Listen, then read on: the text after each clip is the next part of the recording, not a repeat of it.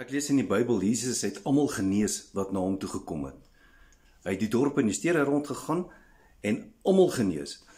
Nou, ek weet nie wat se tipe mense daai was nie, wat se leefstyl hulle gehad het nie, en wat se kerk hulle was nie, en hoe gelowig hulle was nie, maar wat ek wel weet, is hulle het iewers gehoor dat Jesus mense genees, en hulle het alles in hulle vermoë gedoen om by Jesus uit te kom, sodat hy hulle kan genees.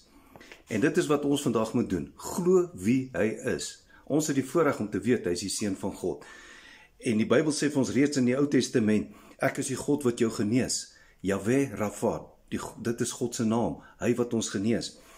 In Psalm 103 sê hy vir ons, dis die God wat al jou krankhede genees. So dit maak nie saak wat se siekte dit is nie. Dis nie 'n doodsvonnis nie. God is genadig, God is getrou, en God wil jou genees. So bid saam met my, en glo saam met my, nie wat se tipe mens jy is nie, maar wat Jesus vir jou aan die kruis gedoen het.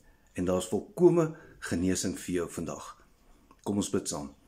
Vader, in die naam van Jesus, bid ek vir die persoon wat nou luister.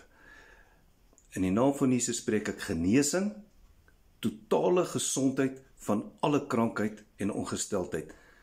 Raak hierdie liggaam aan, is my gebed in Jesus naam. Amen.